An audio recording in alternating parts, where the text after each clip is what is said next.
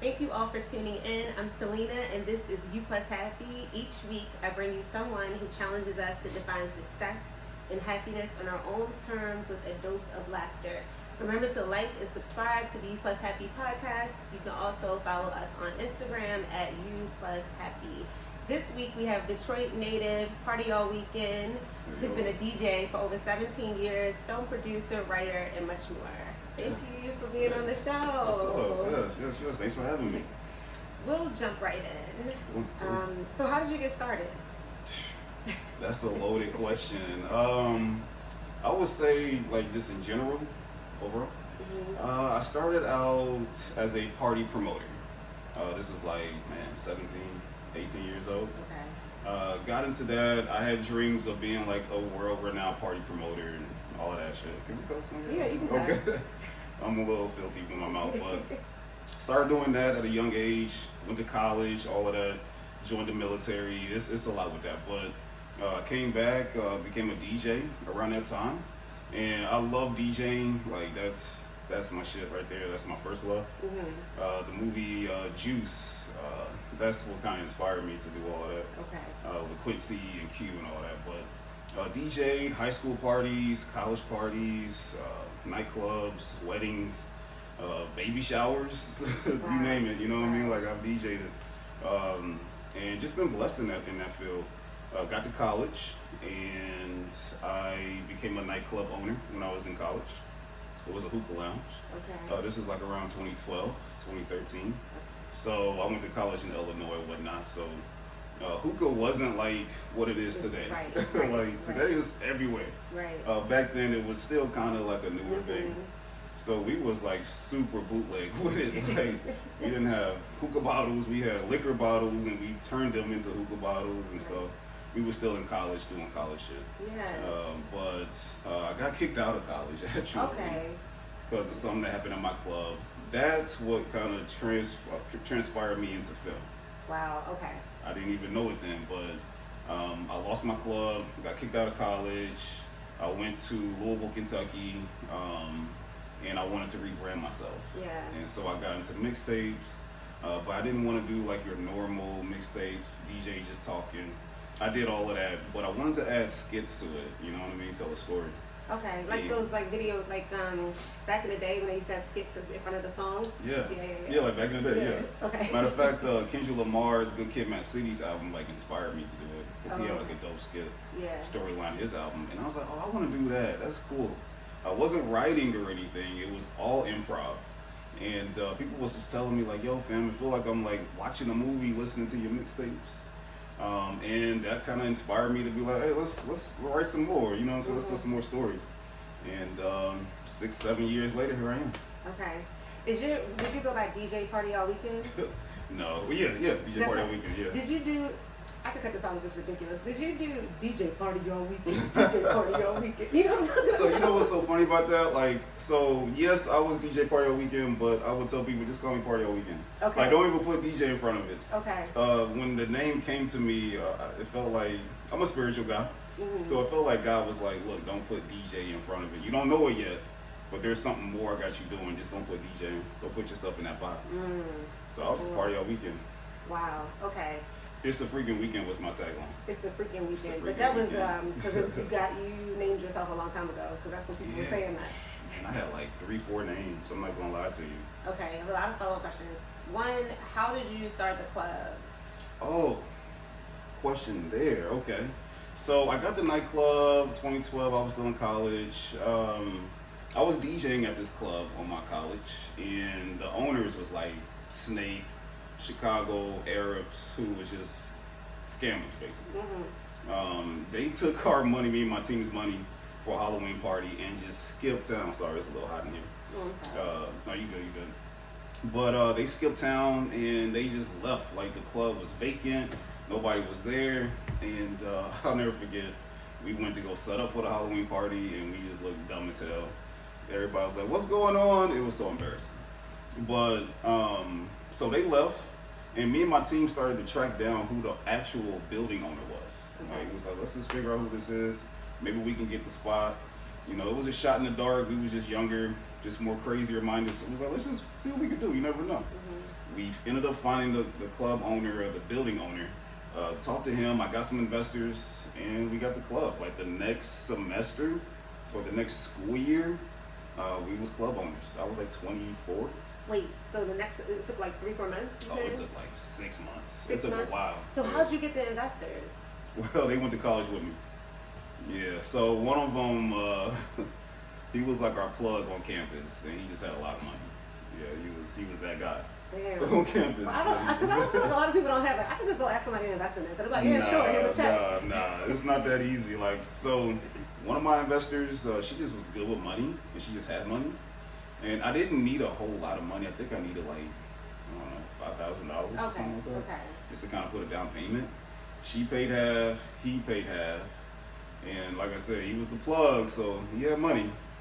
And we got it. It was a great experience. Like, I would say it was probably like the best thing for me, because that was something that I always wanted to do.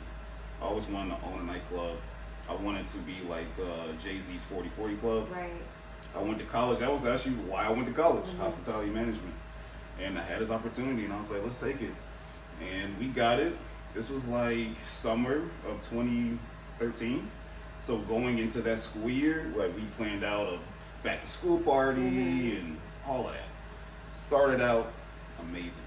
We had money, was flowing in, just always flowing in. I would say by the end of that school year, though, it didn't end so good. So what were the pros and cons of owning a club? I would say at that point in time, the pros was I'm getting hands-on experience in business, because we had to talk with city council. We had to talk with people who I forgot what you call them when they come and appraise your building, make sure safety inspectors and all of that. Yeah. We had to talk with the mayor. I had so many meetings with the mayor, and I'm like 24 at this time, young black kid in this college town. We was the second, so we was the first black-owned club there. Wow. They had other clubs there, but it was all like Caucasian-owned. We was the first one, and we was the only second black-owned business in this town, like right outside Chicago. Wow. So that was really dope. But just getting that hands-on experience was dope. The cons, and of course, throwing your own party, like. And then I was DJing in, and I had other DJs, but like that was super dope. We had all the frats, alphas, all of them was there, sororities. That was cool. The cons though was balancing. Okay, I'm a full-time student. At that time, I was in the military as well, and I'm a DJ and a club owner. Just balancing all of those things together. Yeah. That was like super hard. Yeah. Also, I would say a con was that I hired a lot of my friends. I learned a big lesson there. Yeah. Don't hire your friends. I mean, hire them, but vet them a little bit. You know what I mean? Right. And I learned when I working with friends before. I learned your friend is your friend, right? But the business person or the employee person side of that is a different person. Totally. You know what I mean? Like I'm different at work than I am with my friends. Exactly. And then when you marry those two, they might not. Yes. They might not. Look, we was in there, and we, like I said, we was younger. We just was a little uncouth. Yeah. We was like smoking weed in the office and just reckless. Right. But what happened was my friends, they thought some shady stuff was going on in the club. Because towards the end of that run, the money was slowing down. Okay. And it was only slowing down because like our main audience, our main target core audience, they was losing money. You know how it is in college. You start out, you got all this money, you got your rebate check and all of that. Towards the end of the school year, you was broke. You ready to go back home. And so when they lost money, we unfortunately lost money. We wasn't selling liquor because we was the only 18 and up club there. Okay. We was just doing straight hookah. So we didn't have that liquor cushion, you know what I'm saying? So it wasn't serving food. It was just hookah and dancing and vibes, basically. So we lost money. And then they started to feel like I was basically pocketing money. Okay. And not paying them. Yeah. And I'm like, no, that's we had a whole fallout. I lost a lot of friends during that. It was a dark time. It was a dark time. How'd you come back from that? Mentally and just, because I know you changed, it sounds like you kind of, not changed career path, but you didn't get back into owning another club. Not yet. Okay. But how did you deal with that, like recovering from losing friends and losing like your dream That was their dream to own the club. Yeah, it was. I always say that was in 2013. So 2013 was like my darkest year. I always feel like that was where I experienced, I would say, my first big failure. Okay. And it was hard bouncing back from that. Like I relocated because again something happened at the club and it caused me to get kicked out of school. So I'm not in school. I lost my campus apartment. I lost the club. I was actually sleeping in the club a few times.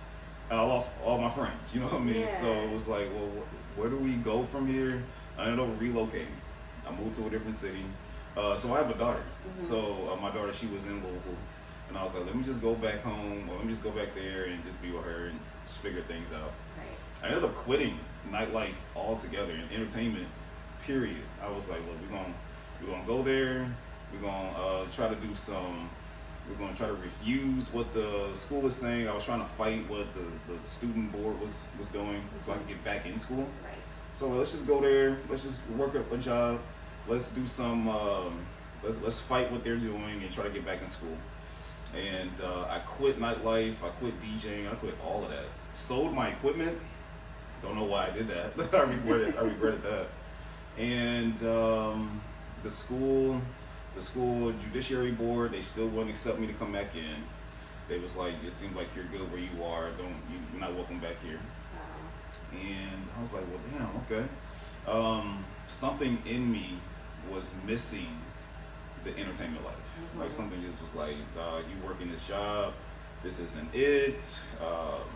It's time to get back out there. And I took a whole year off.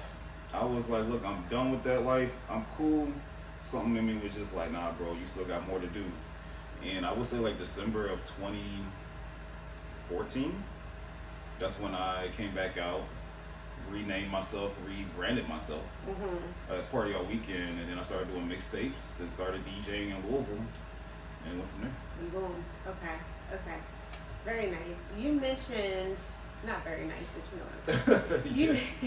You mentioned God told you, well, you heard God tell you not to put DJ in front of Partyallwknd. So how do you hear God? That's a good question. That's not like a simple answer to that. Okay. I've always been a spiritual person. Even when I was like drunk and high as a skunk, like I was still like a spiritual person. I grew up in church, and that's just something that my parents instilled in me. And so I feel like I always had like a close relationship to God. Even though my path isn't the traditional church way of doing what you're supposed to do, your purpose. Right. But I've always had that. I've always prayed, always communed with God, talked with Him, listen to church, listen to TD Jakes, what have you. And it's just something you just feel. It's hard to really describe that answer. But it's just something that you just feel in your spirit. You just kind of just know it. Like, okay, this is not just me saying this. Like, there's a higher force behind this. And you just kind of hear it. It's faint, but you know it when you hear it. It's hard to really explain. How often do you hear it or feel it? The second time that I heard it was, I mean, you hear it throughout life, right? There's not really a number. Right. But there are certain key points in my life where I'm like, yo, that was definitely God that told me to do that. Even before I moved to Atlanta, like I was trying to move to LA so badly. Like that was my move, me and my team, my production team. We're like, we're going to LA, come hell or high water, we don't care. We have people looking for houses out there for us, everything. And it didn't matter what we did, everything just fell apart. Like, this didn't go, that didn't go, that didn't go. And I'm like, well, damn, okay. The opportunity came to come here. I was telling my parents, like, my family in general, like, yo, I want to move to Cali. That's what me and my team is trying to do. And then my mom randomly was like, well, you know, we got a cousin in Georgia. You know, I'm gonna hit her up. I was like, okay, I didn't think much of it. I was like, okay, that's cool, mama. Well, like, maybe like a few weeks later, she hit me back and was like, yeah, I talked to our cousin and, you know, she could help you out get a spot out there. And I was like, okay, Atlanta? I wasn't so like hooked on Atlanta at first. Right. I was very skeptical on coming here because it felt like everybody was here. Right. And I didn't want to move here at first, I'm not going to lie.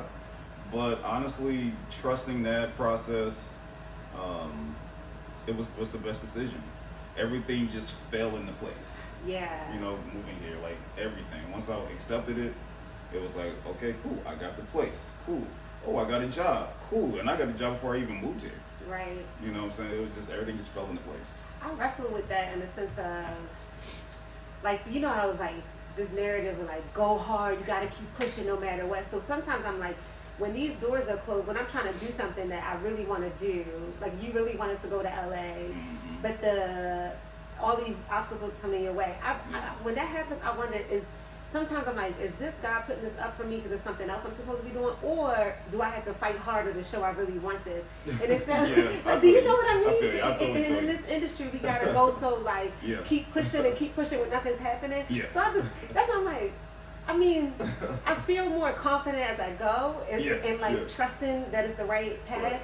But I would like, it sounds like you were like, well, Atlanta feels like where I'm being pushed towards and trusted that and just let LA go. Not necessarily. I still have plans to move out to LA. Just, I am following the path that's in front of me, right? Because, I mean, what other place other than LA is a good spot for music and for movies?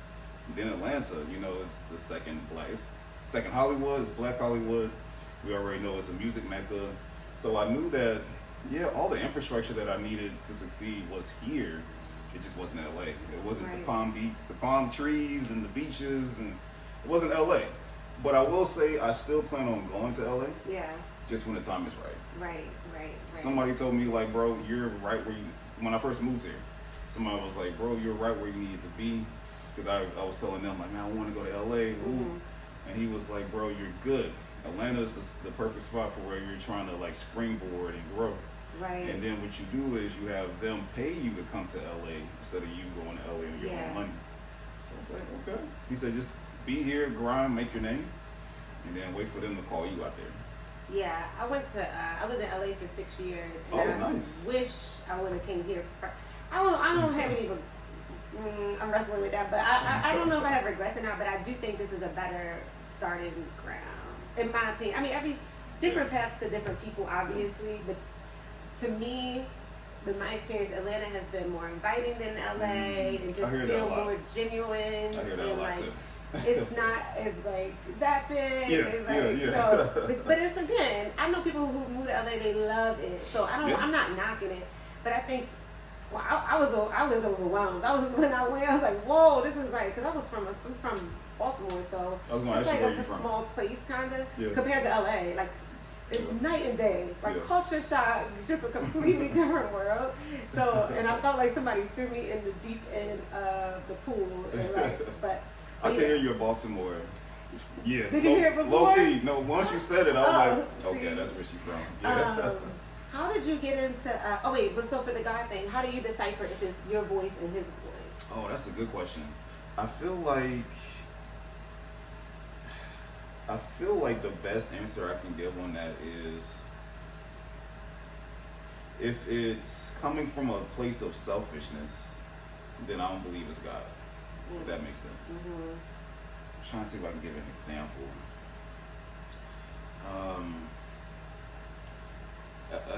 I would have to think of one, but I do feel like if it's any type of like self-centered, not even self-centeredness, but more just selfishness that's involved in it, it may not be from God, but again, I'm not like the God whisperer. No. But I would say like it's just something that you just feel.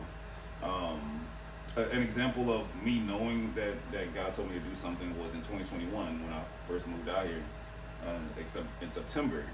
I was promoting this other movie that we did. Have you heard of something called Greenlit? Yeah. So we was able to present our film there. Okay. And when I was leaving there, I already had my current film that we have out now, Savage. I already had it written, and I had plans on making it, but I didn't know when I was gonna make it. I was like, we'll do it next year or something like that. No, like in September 2021, there was just something in me that was just like, it's go time. Like, it's go time, just go. And I told my team that. I was like, look, someone told me go, so we're going to go. Mm-hmm. I called my team up. We had a production meeting, and we didn't have no money.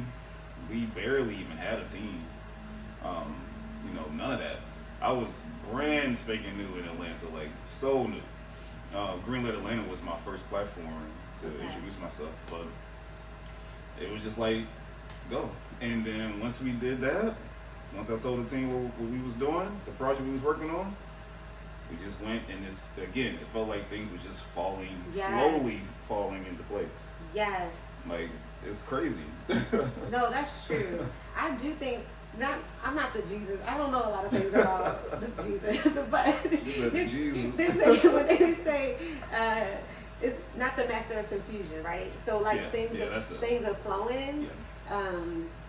Yeah. I think I don't know, but I feel like that's a good indication of like, this is what I'm supposed to be doing, because things are naturally, I'm doing my part, and then things are naturally coming together. Yeah.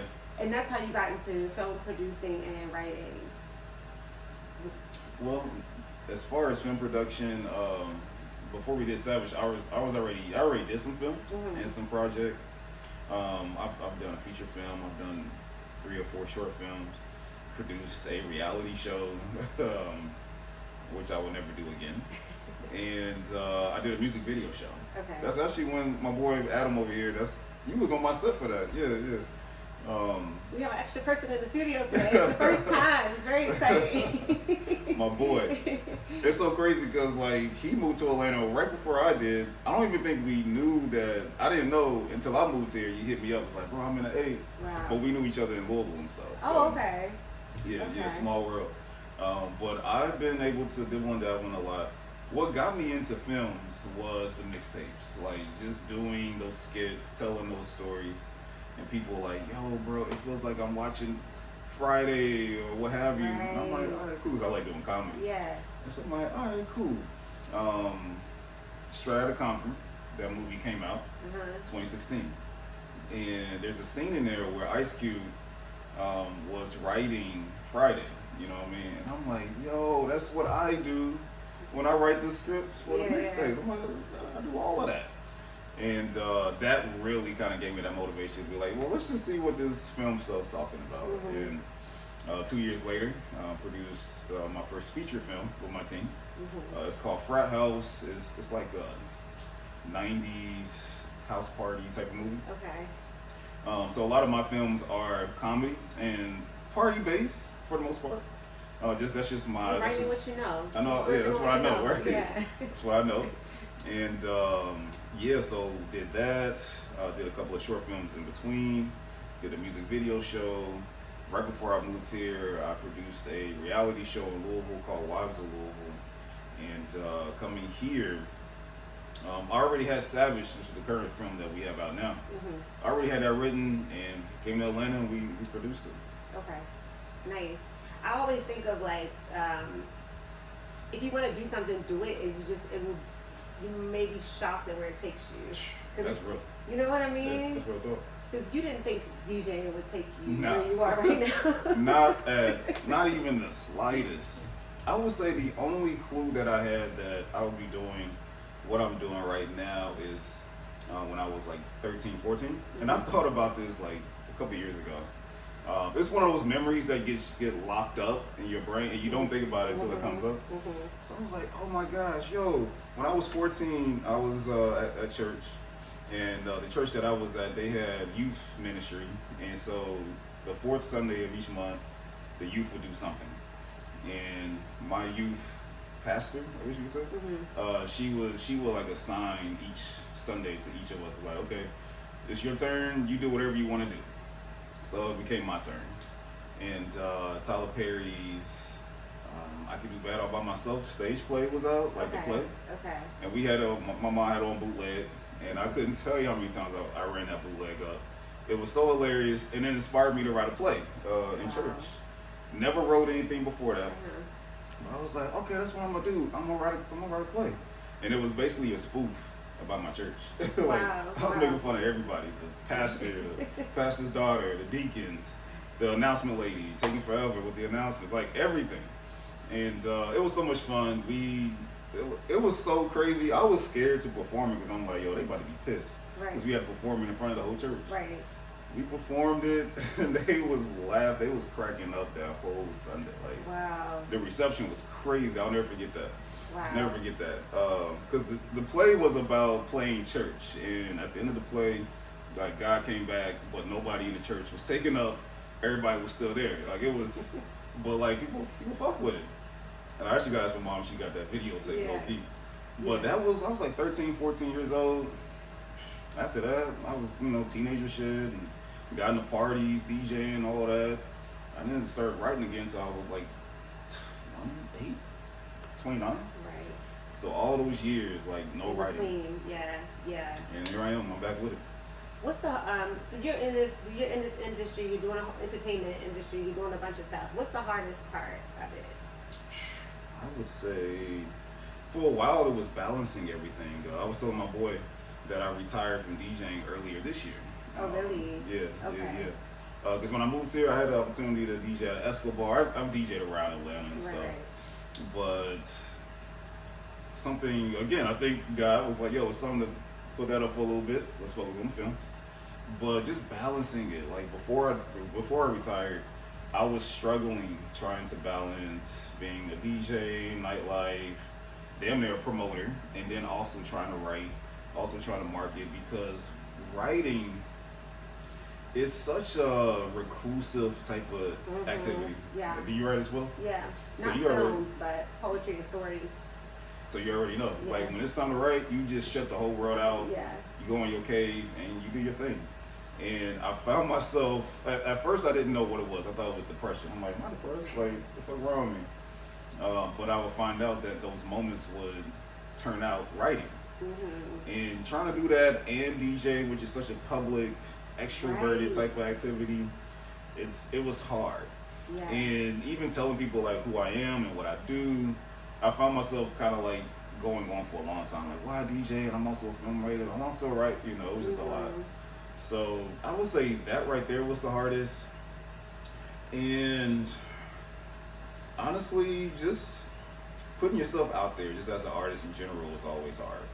You never know what people are going to like. I think all those years DJing, that kind of built up some tough skin for me. Right.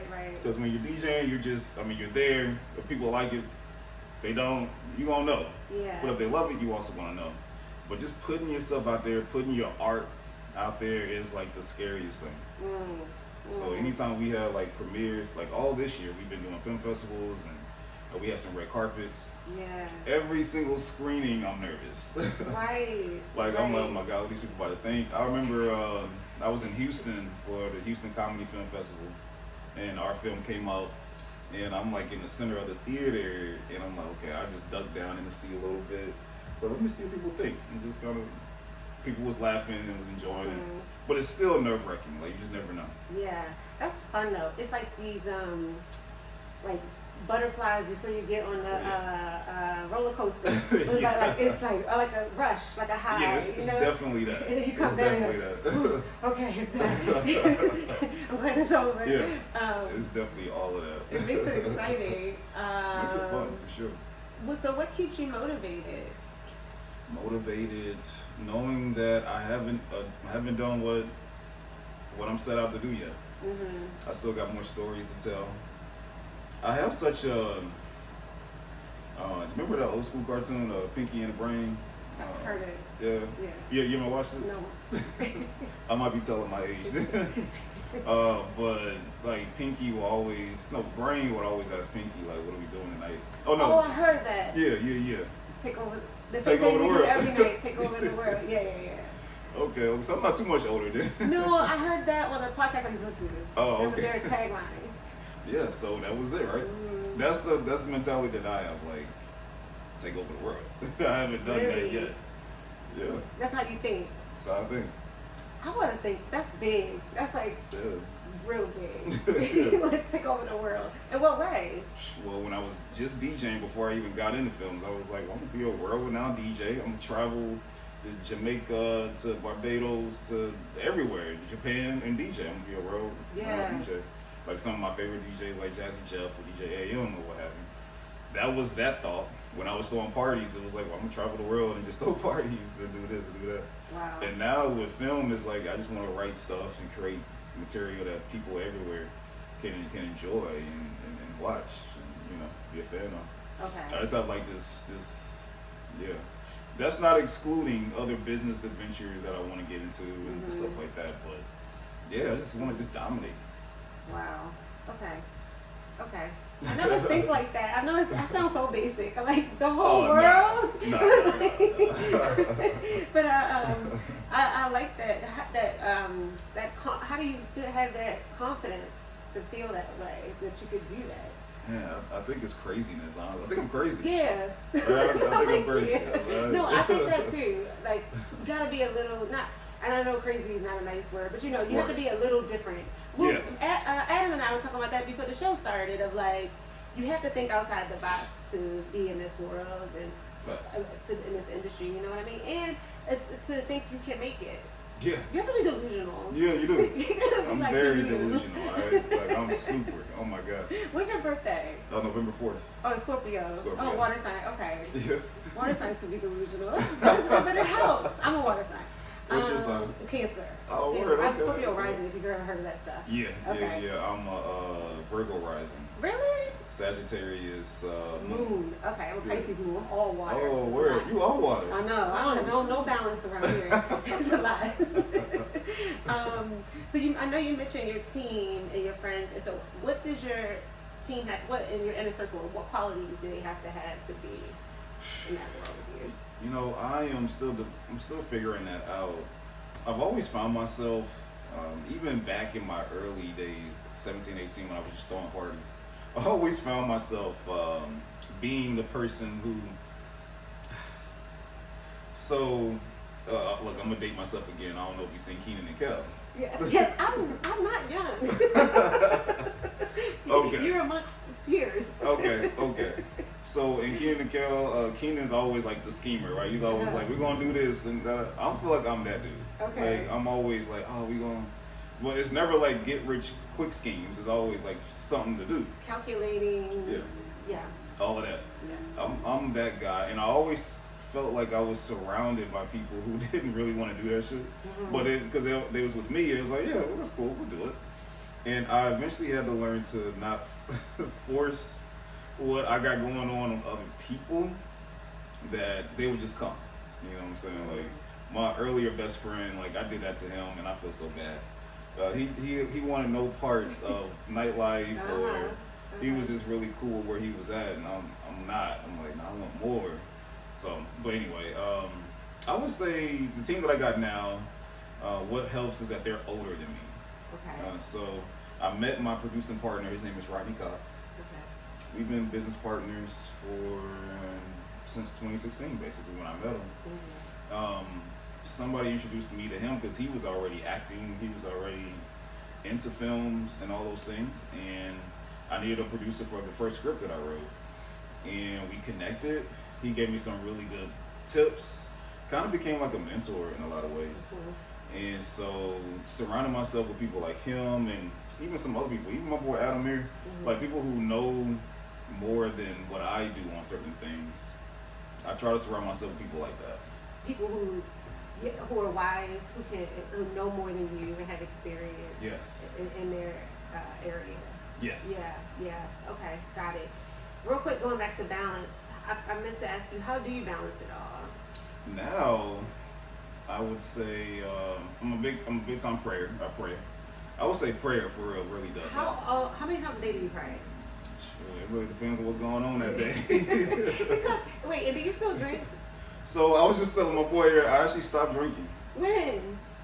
Like 5-4 months ago, not too long ago. Okay, because I stopped drinking for a month, but I'm back on the bottle. Not like that. I'm back drinking wine. But I do find that takes me, and I'm bringing that back full circle to your point of, well, that's not the point you make, but if I get hungover, this is TMI, but I don't care. If I get hungover, we talking. I don't pray when I'm hungover. Mm-hmm. Like you feel bad? No, I'm too hungover. I'm laying Yeah. in bed, you know. But it messes up. I'm saying I could say it'll mess up my relationship. Word. Like I'll have a vibe going with God, you Yeah. know, because Yeah. sometimes you talking to him more than other times. Yeah, right? I already know. And so I already know. I'm hungover. I'm like, I'm too tired to even do my ritual. Like I can't. And so that's not the only reason I wanted to slow down on drinking, which I have, but I don't know. That was something. Anyway, did that happen to you? Oh yeah. Really? Okay. Oh my gosh. Look, there have been some times where I have been, beyond drunk. Yeah. But I'll tell you like this, cause like one of the main reasons why I did stop drinking is just I've had a bad history with alcohol. Really? Look, like you said, TMI, a little TMI on me. I couldn't tell. I think I got like 3 or 4 DUIs. No. You know what I'm saying? Like I've been in jail for it, especially in my earlier 30s and late 20s. It's just been a bad history with alcohol. Right. And so I actually got into a really, really, really bad car accident the night of our premiere for our first film. Mm-hmm. I don't think did I know you then? I don't think. Actually, we did know each other. That's just like 2018. No, I don't know. But I don't know if he was there or not, but we had like this big premiere for our first film back in 2018, Okay. 2019 in Louisville. And me and my producer partner, we were just celebrating. It was a good night. It was really dope, you know. And shit, I had some shots. He had some shots. This is at the movie theater. And then I had a DJ that night at a club, because I was DJing every Friday night at this club. And so I was like, bro, after party at the club I'm at, pull up. And so we actually stopped and got another bottle on the way to the club. This is celebrating. We were celebrating. Yeah. I get to the club already knew that I had the premiere earlier, so they was, congratulations, all of that. Yeah. Just feeding me shots, feeding. I'm throwing it back. You know, we turned up, all of that. I blacked out while I was DJing. I don't even remember my whole set. Right. All I remember of that night is I was DJing, and then next thing I know, I woke up on the ground. Car hit a light pole. No. Totaled the car. Car was on fire. Oh. And that's all I remember. Next thing I know, I'm in jail. I'm like, oh God. But so I say that story to say, like, I didn't have any scratches on me, like nothing. Right. And when I tell you the car was fucked up, like it caught on fire. Yeah. I do remember smelling gasoline and all that, but like for me not to have anything, like, Right. I'm like, yo, God shielded me. There's no way. Yeah. Like I didn't fly through the windshield, like nothing. You know what I mean? And I know so many people who have passed away from car accidents with less damage than what I did, you know? So I feel like in those moments when we don't even feel close to God, like he's still there for us, you know what I'm saying? Right. Like he always hears us even when we get intoxicated or not. I think he's always there for us, but when I'm hungover, I can't hear him. Like, you know how you got the voices? Like I hear you. I know you said. I don't hear nothing from God. The spirit, the other spirit from the Bible is taking completely No spirits over. is talking to me, No though. spirits. And so alcohol promises a good time, but like you said, it oftentimes does not end well. But that's one of the things because I'll be on a good path of like everything balanced, but keeping prayer really, really at the top of the list and reading the Bible just to make sure it gives me a calm and like a knowing and a kind of a blueprint for my day and blah blah blah. But when I'm hungover and I got somewhere to be, I'm just like, okay, well, I just gotta show up. I ain't What you talking be to sipping on? I'm Jesus. curious. Like, what you be sipping on? I was gonna ask you the same thing. I try to stick to wine now, but tequila. But in my 20s, it was whiskey. Oh yeah, that's my stuff And right then, in my 20s, I ain't say no much. I ain't either. I'll tell you everything. It didn't matter what it was. Listen, if it was gonna get me drunk, I was gonna drink. Yeah, we was going in. So I like to think I've slowed down now and try to just stick with wine and stuff, but Dark wine just white wine. or white wine.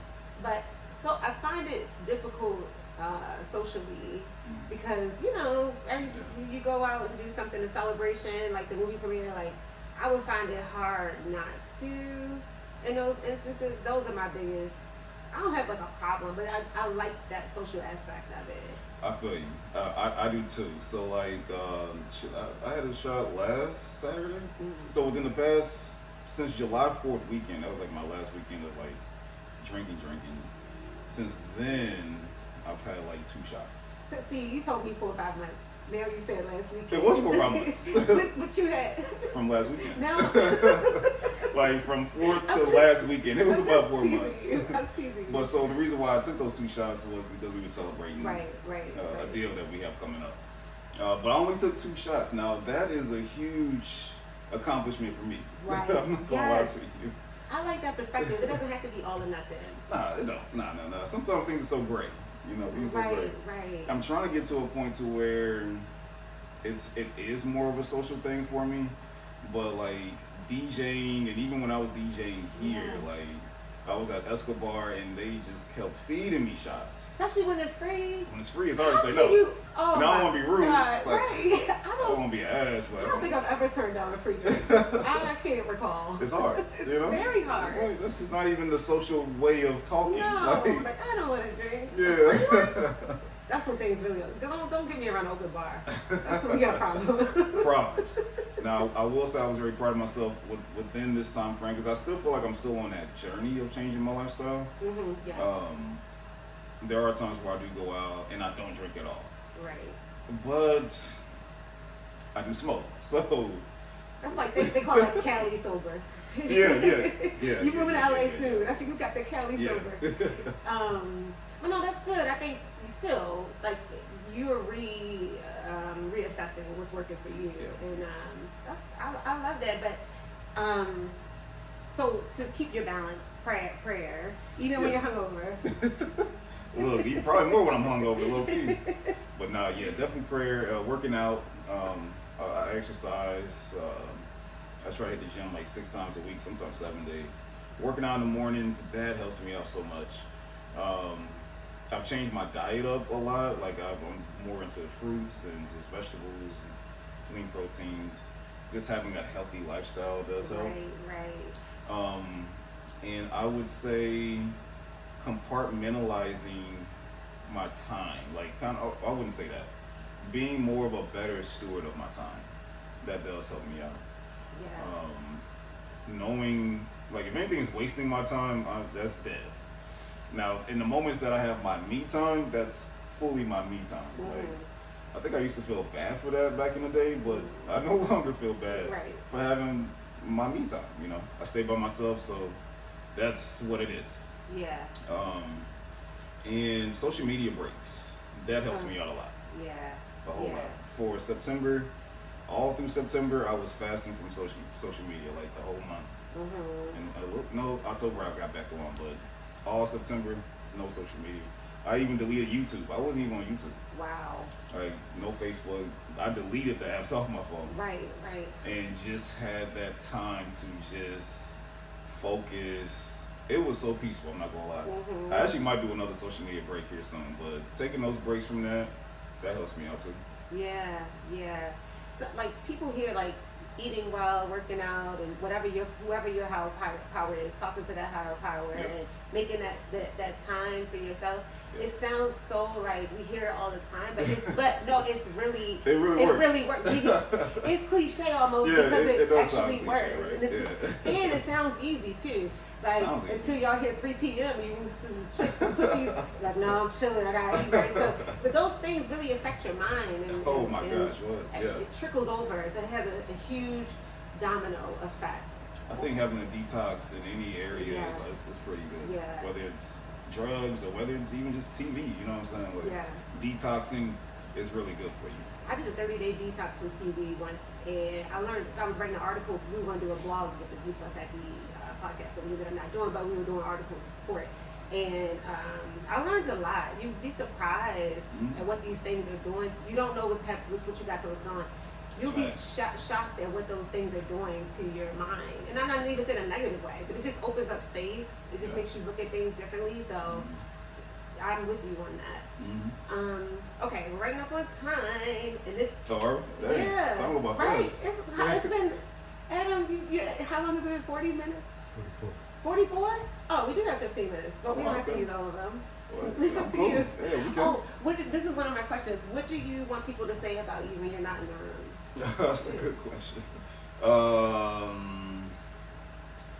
want them to say that. Damn, that's a really good question. I never thought of that. Hopefully, nice things. You know, whenever Party's not in the room, I at least want them to say that he's on his shit. He's a man that is on his shit. Like, he's on his mission. He's on it. If he says he's gonna do it, he does it. You know what I'm saying? Like, that's the kind of guy I definitely want to be. Even if it's like with projects that I announce. No, I'm not just talking shit. Like, we're actually doing it. Like, I want to continue to be that kind of guy. I hope people say that when I'm not in the room. Like, hey. Plus, you know, maybe you smell good or some shit. I don't know. You know, no one's ever said that on the show. There's been a lot of episodes. That's so funny. Oh, that this has no good. That's funny. Okay, I told you before the show, why we started the show, because we wanted to, I used to do this show with my co-host, but we wanted to define success for ourselves. Like, we were obsessed with self-help books, success books, and all that stuff. And I don't have a definition of success. I still don't. I'm still trying to figure it out. Still trying to figure it out. But what's yours? Oof. I don't know if I got one either. Because it changes a lot for me. Yeah, me too. You know what I mean? Yeah, me too. It does really change a lot. I think in the beginning, when I started out this whole journey, like back when I was still a teenager, success to me was like, the big house, the Rolls Royce, the Bentleys, you know what I'm saying, the yachts. Yeah. But it definitely has changed from then to now. Like, now I just see success as doing what you love to do and able to just sustain yourself.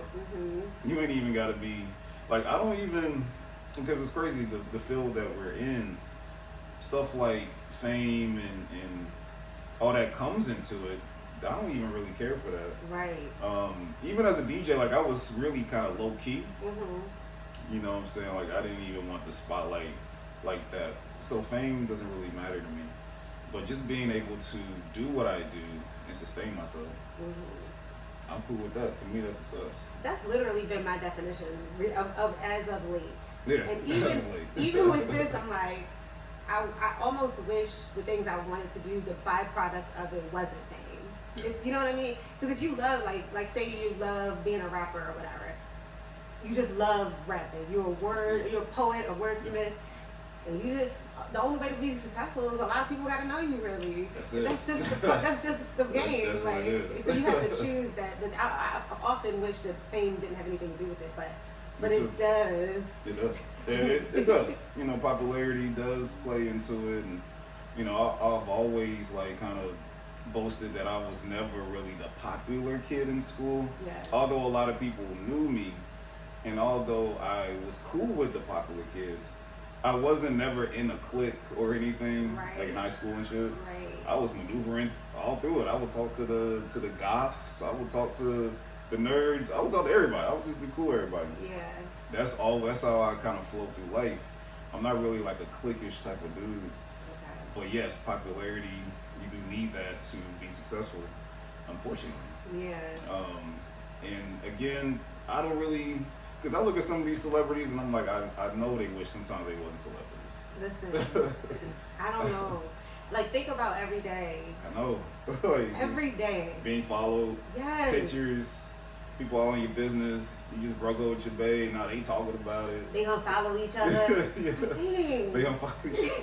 you know they do all of that. The blog sites really, I don't go to blogs anymore, but I still have friends who will send me stuff from the blogs. And it literally screenshots of people, they're going like, they would be like so and so unfollowed. I think they just said Cardi B unfollowed Offset or whatever. I'm like, what? Keep me out the group chat, cause I don't care. Yeah. Like, but it's unfortunate that I know some people actually like the fame part, but for the ones who don't, it's like people constantly.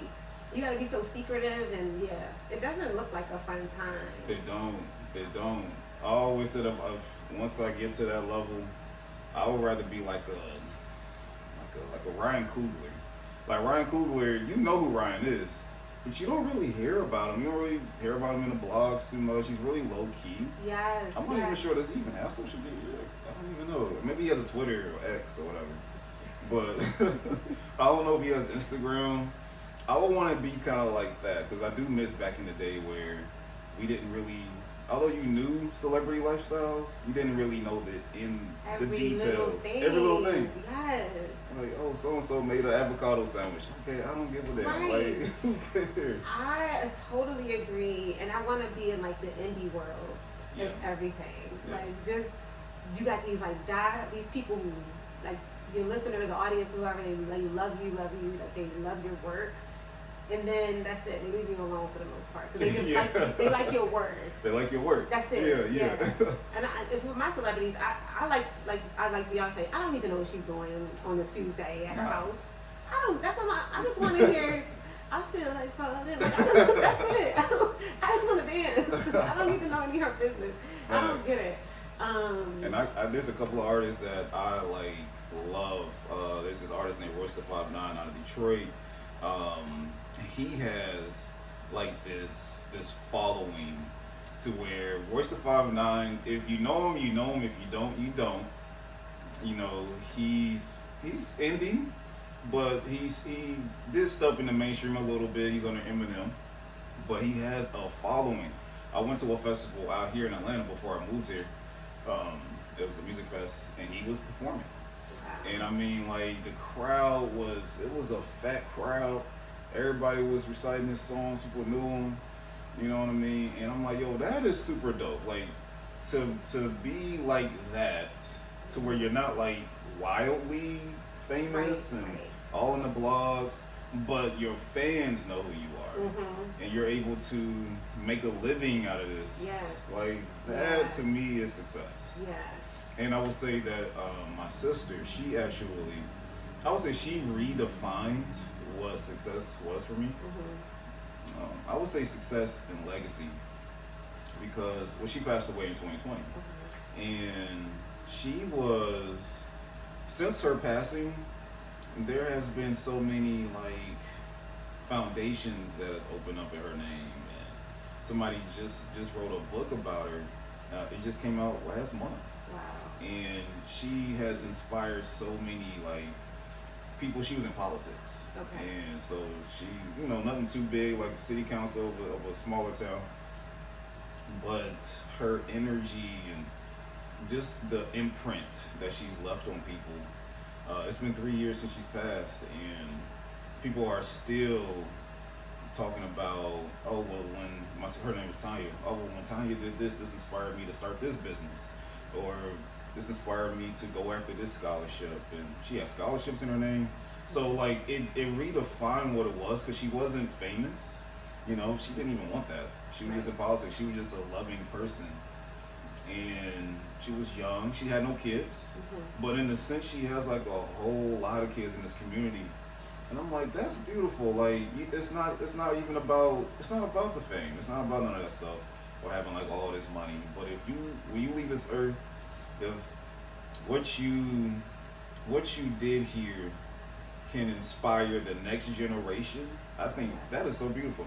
Yeah. And so that redefined what like legacy was for me, and just all of that. Yeah. It's important too. It's like I feel like, what does it all mean? Yeah. And I feel like some of that is like what you leave behind. What you leave behind. Yeah. You know, it may not be money. Maybe it's wisdom.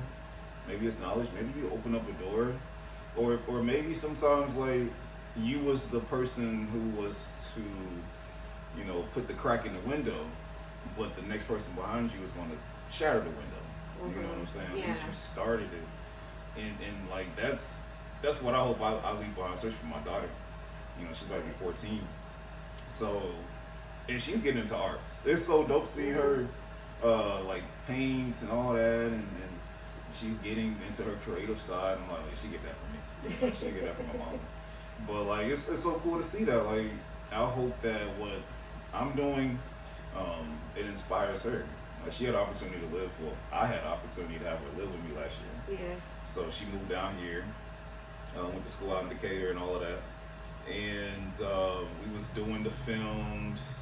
I would say we was kind of getting ready for our premieres around that time. So she helped. She decorated some stuff for our Atlanta premiere.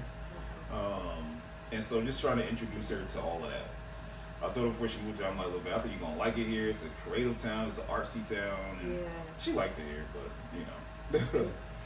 I think what you said about the legacy. I think if you live authentically in your truth, right? I just thought about that. Like, you don't have to try to leave a legacy, almost, right? It'll naturally bleed over. You know what I mean? And inspire who is ready for it. Yeah. You know what I mean? I agree with that. A lot. Yeah, living your truth. Yeah. Like that's beautiful. Yeah. I like that. Okay. We are running up on time now, so I just want to ask. Thank you. So. I think you got a job now. I think you can come every week, Adam, if you can. Please. This is so helpful. I usually sit here and I'm like, is it still running? I don't know. Okay, 2 things and then we'll close out real quick. When are you the happiest? I am my most happiest when I'm creating. Yeah? Yeah. Anything? Anything. As long as you're creating. As long as I'm creating, I'm happy. When I was DJing, it was when I was DJing. Now it's when I'm creating. I love that. That's like my most happiest. Yeah. And what piece of advice would you give to listeners who want to do any of the things you've done? I would say believe in yourself and just go for it. Like, just go for it. Her name is Ernestine. She does the Green Light Atlanta. She has a saying that, what's her saying? I don't want to mess it up, but basically, it's just do it. Do it broke. Just do it. You know what I mean? Like, I would say that faith, from what I've learned, it does take a leap first. You got to leap into it. Yes. You know what I'm saying? Like, and it's scary, you know, like falling without a parachute, but like, the thing with faith is that you know what's going to come out when it needs to come out. So my advice is definitely be yourself, because you trying to emulate somebody else, you're going to miss out on what's for you. You know what I'm saying? Like, and you're also doing yourself a disservice trying to be somebody else, because you may have gifts, talents, skills that whoever you're trying to emulate might not have. So it's best to just go in your lane, get your blessings, get your stuff done, and just go for it. Trust yourself and go for it. Yeah. What you said about do it broke, do it, just get it done. You remember that Lil Wayne skit that he was like, y'all talking about, I need this, I need that. What is you talking about? Go to the studio. Because he was like, if you wanted to be a rapper and say, I did it real bad. But it was back in the day. He's like, what's me doing? Yeah. And that's what that played in my mind when I wanted to start the podcast. I was like, I'm not going to worry about mics. I'm not going to worry about nothing. I got this computer in my hand all day, this phone. And I know people, and that's it. And I mean, a lot. And I don't want to take all the credit because, like I said, of course, we did a lot of research, behind the scenes work. So I'm not minimizing our work, but we also didn't wait to be like, oh, well, we need to invest in this equipment. No, our show is good, and I know people who have the same audio as I do. They have 500,000 subscribers. So that, listen, if the content is good, the content is good. It's good. But it's to your point. Like, of course, I wanted to grow and get better, but to your point of. Just get it. Just start. Just start. Just start it. And I promise. That's why I'm saying that story. Yeah. Just start it. Like, because our first film, we had no budget. No, I mean, we couldn't even see a budget if it was right in front of us. You know, but we did it. We had a dream. We had passion. We did feed them on set. We were talking about that earlier. But like, if I hadn't have done that back in 2018, I wouldn't have learned and grew. And throughout the years, our budgets have been able to grow, you know what I'm saying? And even when we did our most recent film, we had a budget. Right. So now we're able to pay our people, pay our team, and the quality does show, but it don't really matter. The quality was always there. It was just, we had a little bit more money to play with now.